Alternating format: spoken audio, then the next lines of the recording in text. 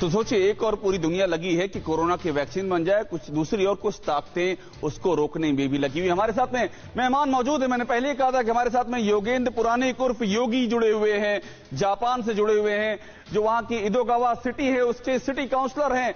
ये जापान में काउंसलर का चुनाव जीतने वाले पहले भारतीय और पहले एशियाई हैं। योगेंद्र पुराणिक साहब, आपको मैं योगी कह करके बुला रहा हूं क्योंकि आपका मशहूर है, आप योगी के नाम से जापान में काफी मशहूर हैं। आप एक जापान, मैं बता दूं, जापान लगातार शोध कर रहा है कि जल्दी से वहां पर कोरोना की वैक्सीन तैयार हो जाए। जापान में क्या प्रोग्रेस है और कितना डर है इस जो साइबर अटैक हो रहे हैं सारी इंफॉर्मेशन हैक करने के लिए? योगी जी बताइए। जी नमस्ते। पहले इस विषय में जापान में वैक्सीन बनाने के लिए काफी तेजी से एक्चुअली कदम उठाए जा रहे हैं और जापानी सरकार ने तकरीबन 70 मिलियन यूएस डॉलर मतलब 7 करोड़ यूएस डॉलर का बजट इसके लिए सैंक्शन कर दिया हुआ है कर दिया है। और यूएस से भी जो रेमडेसिविर जो वैक्सीन अभी उन लोगों ने बनाई हुई है, उस वैक्सीन को भी जापान में लाने की बातें चल रही हैं। शायद अगली महीने से वो वैक्सीन यहाँ आ जाएगी। और उसी तरह लोकल वैक्सीन भी हो सके तो बहुत ही जल्द मार्केट में लाने की उनकी कोशिश चल रही है। और साइबर अटैक्स के मामले में वैसे अभी तक जापान पर कोई साइबर अटैक नहीं हुआ है। और अभी ये न्यूज ऐसी अभी नई ताजी आ रही है। अभी तक जापान में ज्यादा उसके बारे में कुछ मतलब हल्ला बुल्ला कुछ हो नहीं रहा है। लेकिन आपने बहुत बड़ी जानकारी दी है। देखिए, हमारे साथ में जुड़ गए, इसलिए योगेंद्र पुराणिक को साथ में इसलिए जोड़ा था क्योंकि सबकी चिंताएं इस बात को लेकर के हैं कि वैक्सीन कब तक आ रही है। इन्होंने बता दिया कि जापान की सरकार ने 7 करोड़ डॉलर की रकम इसके लिए असाइन कर दी है। बहुत बड़ी रकम है। जापान में रिसर्च चल रहा है। योगी जी, मैं फिर लौटूंगा, आपसे बात करूंगा।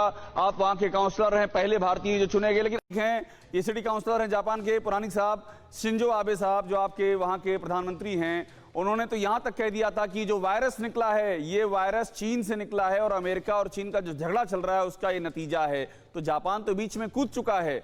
जापान में क्या है चीन को लेकर के इस समय राय आम पब्लिक में? आप तो जनता के प्रतिनिधि हैं। जी, अभी पब्लिक में कोई ऐसी ठोस राय सच में नहीं है। मतलब मैं जितना लोगों से बात करता हूं उसमें ऑफकोर्स जनता में ऑलवेज एक लेफ्ट ओपिनियन होगा, एक राइट ओपिनियन होगा, एक सेंटर ओपिनियन होगा। मुझे अभी ऐसा लग रहा है कि सेंटर ओपिनियन ज्यादा है। और मुझे पर्सनली ऐसा लगता है, मेरा वैयक्तिक ऐसा ही है कि हम लोग इराक जैसे मसले को फिर न दोहराए।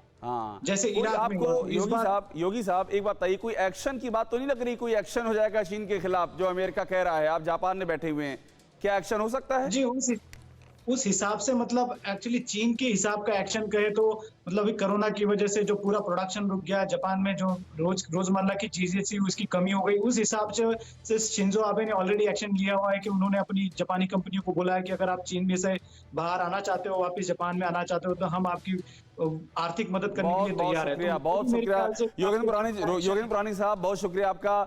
बहुत बड़ी बात आप कह रहे हैं कि जापान में बाकायदा जो कंपनियां हैं जापान की, चीन को, उनको भी मैसेज दे दिया गया कि आपको वापस लौटना तो आप वापस लौट सकते हैं। आप दोनों का बहुत बहुत शुक्रिया। अनिल आजाद पांडे हमारे साथ आप जुड़े और हमारे साथ में योगेंद्र पुराणिक जुड़े। आप दोनों का बहुत बहुत शुक्रिया।